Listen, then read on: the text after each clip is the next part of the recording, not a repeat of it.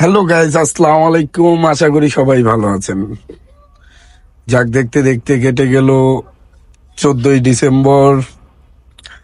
যাক, সেই উপলক্ষে আমরা কিছু আয়োজন করেছি। আমরাই নিজেরা কিছু আয়োজন করেছি। আজকে আমরা কাচ্চি পাকাবো, প্লাস 30 জনের আইটেম আমরা সবাই একসাথে খাবো এবং আপনাদেরকে রিভিউ করব ইনশাল্লাহ।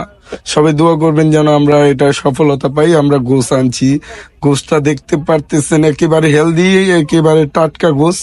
আমরা কিছুক্ষণ আগে আনছি, আনার পরে অনেক মানুষ ভিড় করছে। আমরা কাটা বাছা করতেছি।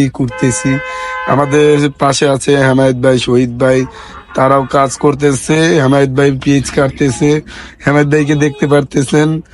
রাসেল ভাই, মিলন ভাই, তারা অনেকে আমাদেরকে হেল্প করতেছে। আর দেখতে পারতেছেন, আমিও বলতেছি যে তারা আমাদের পাশে আছে এবং তারা আমাদের সাথে অনেক ফানি ফানি ফিল করতেছে। তারা সবাই আর কি আমাদেরকে অনেক হেল্প করতেছে। আমরা অনেকটা খুশি এত সুন্দর একটা আয়োজন করতে পেরে। ইনশাল্লাহ আপনারা চেষ্টা করবেন আমাদের সাথে আয়োজনে যুক্ত হওয়ার। আমরা আগামীতে আপনাদেরকে নিয়ে এই আয়োজনটা করার চিন্তা ভাবনা করব ইনশাল্লাহ। আপনারা দোয়া করবেন যেন আমরা এই আয়োজনে সফলতা পাই এবং এই আয়োজনটার জন্য সবাই ফানি অনেকটা ভয়েস দিতেছে, যা আপনাকে শোনাতে পারছি না। সবাই এসে অনেক রকমের ফাইজলামি করতেছে, মস্কারা করতেছে, কিন্তু আমাদের দ্বারা অনেক ভালো লাগতেছে। এই যে এখন আমরা প্যাকেটিং করতেছি এবং বালতির ভিতরে আমাদের নিয়ম হলো বালতি, তার উপরে ফয়েল পেপার দিয়ে তাকে ঢাকনা বানিয়ে দেওয়ার এবং মুরব্বী যারা আছে তারা আমাদেরকে ভাগ করে দিতেছে। আমাদের হেমায়েত ভাই পাতিল থেকে তুলে দিতেছে, সেলিম ভাই আছে ওখানে, মিলন ভাই আছে, তারপর জাকির ভাই আছে, তারা বেড়ে দিতেছে। এই যে আমাদের হেলাল ভাই আমাদেরকে বলতেছে এটি সব ভিডিও করুন। তিনি অনেক ফানি লোক, একজন খুব মজার লোক। আপনারা আসলে ইনশাল্লাহ মজা পাবেন। আমাদের এই যে শহীদ ভাই, সেও বলতেছে যে ভালোভাবে তুলুন, তাহলে একটু রিভিউ ভালো হবে এবং আপনারাও একটু ভালোভাবে দেখতে পারবেন।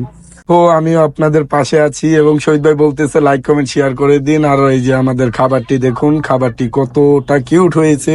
সো সবাই দেখুন, অনেকটা কিউট হয়েছে এবং প্যাকেটিং করার পরে আরো সুন্দর লাগতেছে। আমাদের কাচ্চিটা আমরা সেই একটা গ্রাম ছেড়ে দিয়েছে যা বলার বাইরে। তা আমার মুখে এখনই পানি আসছে। আমি কবে খাবো ধৈর্য আর ধরতে পারতেছি না। এবং অবশেষে সবাই আমাকে ছেড়ে চলে গেল, অনেকটা রাত হয়ে গিয়েছে।